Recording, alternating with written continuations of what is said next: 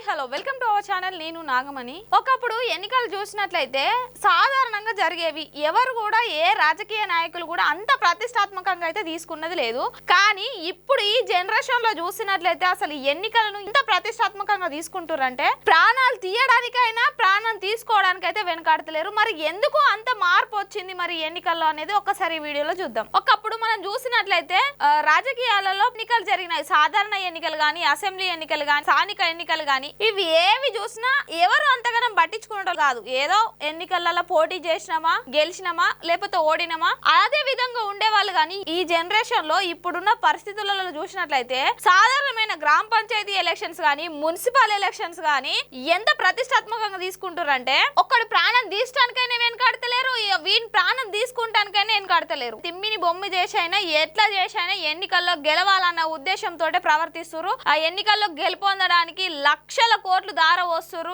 ఎన్నో అవినీతులకు పాల్పడుతున్నారు. బహుమతులు ఇస్తున్నారు, కానుకలు ఇస్తున్నారు. ఓటర్లను ఏ విధంగా ప్రభావితం చేసినా పర్లేదు, కానీ ఓట్లు పడాలి, అధికారంలోకి రావాలి అన్నట్టు చూస్తున్నారు. సరే, ఇవి ఏంటంటే ఒక రాష్ట్రానికి సంబంధించిన ఏదైనా ఉన్నత పదవుల కోసం గిన్న చేస్తురా అంటే లేదు. వార్డ్ మెంబర్ నుంచి చూసినట్లయితే ఒక కార్పొరేటర్ గానీ, గ్రామ పంచాయతీకి సంబంధించి సర్పంచ్, వార్డ్ మెంబర్స్, ఎంపీటీసీలు ఇవి అనుకోర్రి. ఇక మున్సిపాల్ కి వచ్చేసరికి కార్పొరేటర్లు, కౌన్సిలర్లు, ఇట్లా ఏది చూసినా గానీ లక్షల దార వస్తారు. ఓటర్లను కొని తెచ్చుకుంటారు. గెలవాలి అన్న ఉద్దేశంతో అయితే ఎంతో ప్రతిష్టాత్మకంగా డూ ఆర్ డై అన్న విధంగా అయితే ప్రవర్తిస్తారు. సరే, ఇదంతా ఓకే, మరి ఎట్లనన్నా చేసి అధికారంలోకి రావాలి, గెలాలి, గెలుస్తేనే మా పరువు నిలుస్తుంది అన్న ఉద్దేశంతో చేస్తారు కదా. సరే, ఇది వరకు బాగానే ఉంది. మనం ఇంకొకటి ఇక్కడ గమనించాలి ఏంటంటే పోటీ చేస్తారు, ఎంతో ప్రతిష్టాత్మకంగా తీసుకుంటారు. తీసుకున్న తర్వాత చివరికి ఓటింగ్ జరుగుతుంది. ఓటింగ్ జరిగిన తర్వాత ఎన్నికల ఫలితాలు కూడా వస్తాయి. మరి ఎన్నికల ఫలితాలు వచ్చిన తర్వాత ఎవరో ఒక్కరు ఓడిపోవడం అయితే జరుగుతుంది కదా. ఓడిపోయిన వాళ్ళు ఏమంటారంటే ఇవి చాలా సాధారణమైన ఎన్నికలు, అసలు ఇవి మాకు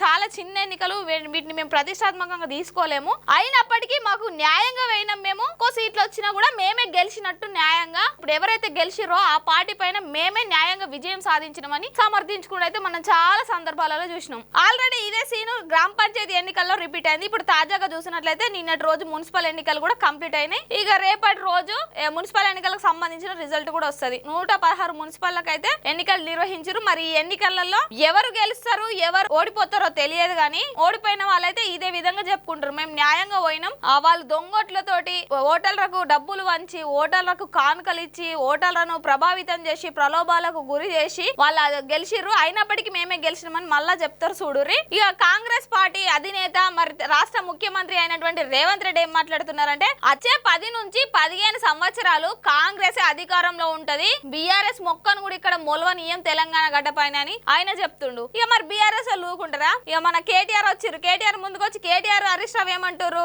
తెలంగాణ గడ్డ మీద నీకు మరియు నీ పార్టీకి ఇదే మొదటి మరియు చివరి అవకాశం, మళ్ళీ మీరు ఇంకోసారి అధికారంలోకి రారు అని బల్ల గుద్దైతే చెప్తారు. ఇదంతా బానే ఉంది. ఇప్పుడు మరి బీఆర్ఎస్ పరిస్థితి చూస్తే ఎట్లుందంటే కేసీఆర్ సారేమో ఒకప్పుడు తెలంగాణ మొత్తాన్ని శాసించుండు 10 ఏళ్ల పాటు.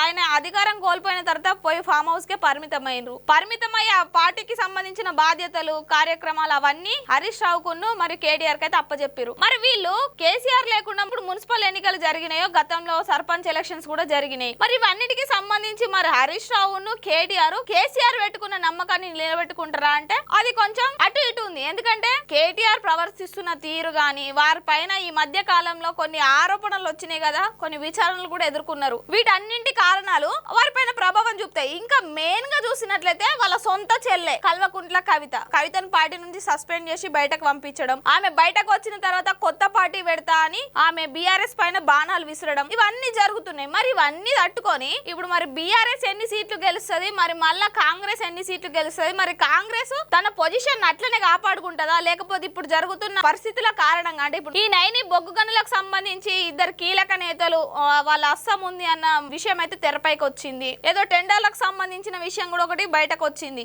ఇవన్నింటి కారణాల వల్ల మరి ఒకవేళ ప్రజల్లో నమ్మకం అనేది పోతే ప్రజలు ఓటు ద్వారా అయితే వీళ్ళకు ఏదో ఒక సమాధానం అయితే ఇస్తారు. మరి ఈ సమాధానం ఏ విధంగా వస్తుంది, మరి బీఆర్ఎస్ కి ఎక్కువ సీట్లు వస్తాయా, మరి కాంగ్రెస్ కి ఎక్కువ సీట్లు వస్తాయి? ఒకవేళ కాంగ్రెస్ కి తక్కువ సీట్లు వస్తే కాంగ్రెస్ పార్టీకి అయితే ఇది ఒక అగ్ని పరీక్ష గానీ చెప్పొచ్చు. ఎందుకంటే ఇప్పుడు మళ్ళీ ఇప్పుడు ఎట్లాగో చెప్పుకుంటారు కదా, మళ్ళీ 10 నుంచి 15 సంవత్సరాలు మేమే ఉంటాం అధికారంలోకి వస్తాం అని చెప్పుకుంటారు కదా. ఒకవేళ కాంగ్రెస్ ప్రభుత్వానికి అగైనెస్ట్ గా ఇప్పుడు ఈ పోలింగ్ రిజల్ట్ అయితే వచ్చింది అనుకోరి, భవిష్యత్తులో అసెంబ్లీ ఎలక్షన్స్ లోనైతే రేవంత్ రెడ్డికి మరియు కాంగ్రెస్ పార్టీకి ఇది ఒక కత్తిమీద సాము లాగానే జరుగుతుంది. మళ్ళీ అధికారంలోకి వస్తారా రారా, మరి ప్రజల్లో మళ్ళీ నమ్మకం ఏ విధంగా కల్పించుకోవాలనేది అయితే ఒక అగ్ని పరీక్షగానే భావించవచ్చు. మరి చూడాలి, మరి ఇంత రసవత్తరంగా జరిగిన ఈ పోలింగ్ లో ఎవరు ఎన్ని సీట్లు సాధిస్తారు, ఎవరు పై చేయి సాధిస్తారు అనేది అయితే రేపటి వరకు వేచి చూడాలి.